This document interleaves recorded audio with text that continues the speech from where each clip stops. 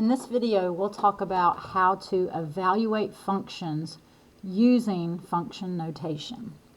So if you remember, function notation is you've got f, which represents the function, and I've described that kind of like a machine, and then the x part is going to be your input. Okay, so kind of relating it to the problems we're going to do, sometimes a function will have an equation or a formula that you can use to give you the output, okay? And so when you have a formula, you're going to be doing what's called evaluating using that formula, okay? So f of x is what function notation is, or looks like, what it looks like. And when you use that formula, it's going to equal some output. So it's going to give you something out of it. And that is your y values. So if you remember, your y values are your output. And so kind of putting that all together, you're going to be given an x value, which remember is your input. So you're going to put that into your formula, that function, and then it's going to give you something out of it, okay? And so if we look at this example right here, it says evaluate this function, and there's the formula that you use to do it, over this domain. So what that means, remember, domain are your x values. That means these are your x values. You are going to use that formula to give you the range. And remember, the range is the same thing as your y values, which are your output, okay? So these are like your y values of the function. All right, so if you have to evaluate it, they are giving you 4 different x values. You are going to take those, because they're your x values, and you are going to plug them in to this formula for x. Okay, so the way that you write that is you're going to start using the function, and you're going to plug in that first x value. So you're going to plug in a 1 for x. And so the way that you say this would be, f of 1. Okay, it's not f times 1, it's f of 1. So that means you're going to evaluate this function when the x value is 1. Okay, so all you're going to do is copy down that formula, and instead of x, you're going to put parentheses, and you're going to plug in the x value that you're evaluating. So in this formula, I'm going to plug in my 1. So notice I just copied down my formula, and instead of x, I'm plugging in a 1. So remember, you put parentheses and then you plug it in. Okay, so to evaluate it at this first x value, you take and you plug it in. So it'd be 4 times 1, which is 4, and then 4 minus 7 is -3.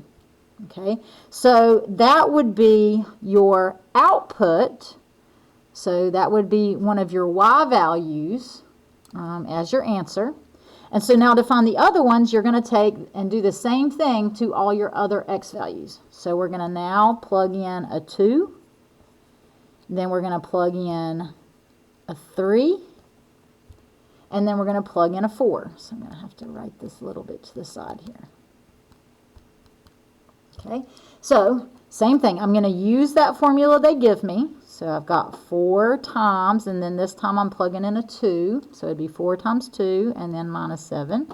So when I do that, that would be 8, and 8 minus 7 is 1. And then I've got f of 3, and so I'm going to plug in a 3 where my x would be. So you'd have 4 times 3 minus 7. So 4 times 3 is 12, and then 12 minus 7 is 5. And then when I plug in my 4, it would be 4 times 4, and then minus 7. So that's 16. And then 16 minus 7 is 9. And so that's where you start. So these are your inputs. Okay, and I didn't write that down, so let me write that down. The domain are like what you put into your equation. So you plug them in just like I did here. You plug them in where the x is, and then you get your outputs. And so once you get your outputs, that is your range, okay? So your range is, and you list it just like we listed domain and range, -3, 1, 5, and 9. And so there we go.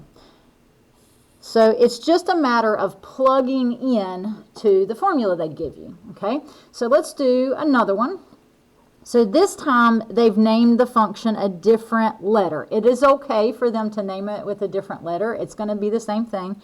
So this time it says evaluate the g function, and it's got giving you the formula that you're going to plug it into over this domain, okay? So just like what we did, remember the domain, that means that these are your x values, so that's what you're going to plug in for x. And then you're looking for what you get out of it. So you're looking for your y values, or in other words, your outputs. Okay, so just like I did the other one, I'm going to take my x values and plug them in one at a time. So the first one, I'm going to do g of 0. And so when I do that, it'd be 3 to the, and that's a 3 to the x. I know it's kind of hard to see, but it'd be 3 to the, well, in this case, we're plugging in a 0. So it'd be 3 to the 0 power. And then I bring my plus 1 down. And then you simplify. So anything to the 0 power is 1. So that is 1. And so this would essentially be 1 plus 1, which ends up being 2. And then I'm going to take and I'm going to plug in the other part. So now I'm going to plug in my next domain, or my next x value, which is 1. So it'd be g of 1. So instead of x, I put a 1. So it'd be 3 to the first plus 1. And again, I'm just copying that formula down and plugging in for my x. And so 3 to the first is 3. So that'd be 3 plus 1, which is 4. And then I have g of 2. Just going down my list of x values. So that'd be 3 to the second plus 1. 3 squared, or 3 to the second, is 9. So that's 9 plus 1, which is 10. And then last one, we've got g of 3. So I'm going to plug in a 3. So it'd be 3 to the third power plus 1. So that's 27. Because this is 3 times 3 times 3. And so 27 plus 1 is 28. All right, and so now we just write down our range. So we've got 2, 4, 10, and 28. That was what we got out when we plugged in the x values. So there we go. All right. So another problem that they could give you is like a word problem, a real life situation. So in this problem, it says Raven started an online petition calling for more vegan options in the school cafeteria. It says so far the number of signatures has doubled every day. She started with 32 signatures on the first day. It says Raven's petition can be modeled by this function. So there's your formula. And it says you have to evaluate f of 3. So remember, f of, that means you have to take that formula, that function, and you're going to plug in 3. So this is what you're going to plug in.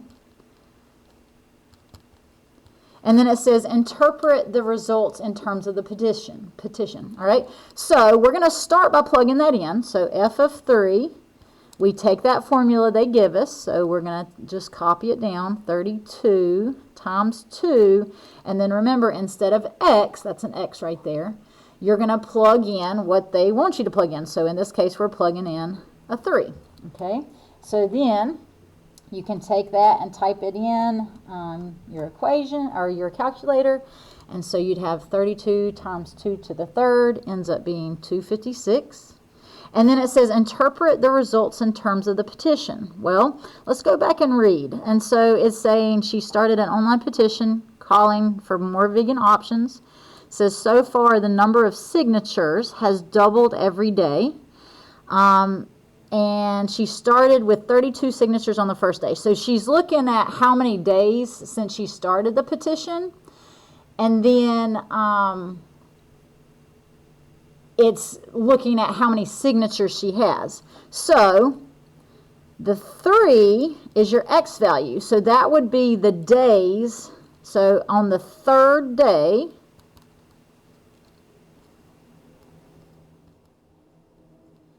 she ended up with, this would be the number of signatures. She ended up with 256 signatures. Okay?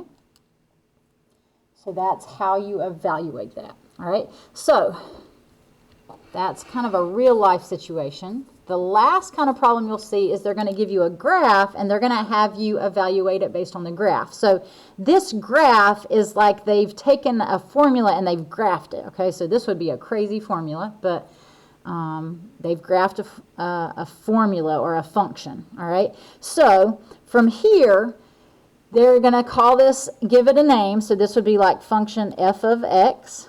And then they're going to give you things to evaluate. So if we have f of negative 3, remember, that means that negative 3 is your x value. And you have to find the y value that goes with it. So when you're looking at a graph, it's actually a little easier than even plugging it in an equation, because usually you'll have all the information you need. So that means I'm going to look on my graph at my x-axis at negative 3. So I'm going to go to negative 3 on my x-axis, which would be right there. And I'm going to look at where my graph is. So if I look, I have to go down to get to my function that's graphed. And that would be at negative 1. So when my x value is negative 3, I've got a part of my function at negative 1 on the y-axis. So f of negative 3 is negative 1. So f of 2, well, that means I have to go on my x-axis at 2 and see where my graph is. So if I go on my x-axis at 2, that's right there. And this time I have to go up to get to my function. And so I have to go up 2. And so when my x value is 2, what I get out is 2 according to my y-axis. All right, so f of 0, well, that means my x value is 0. So that means I just stay right there, and I'm going to look at where my graph is. So I have to go down to negative 1. So then f of 0 is negative 1. And then f of negative 2, I have to go on my x-axis to negative 2, and I'm going to look for my graph, and I have to go down 1, 2. So f of negative 2 is negative 2 on the y-axis. All right, let me know if you have questions.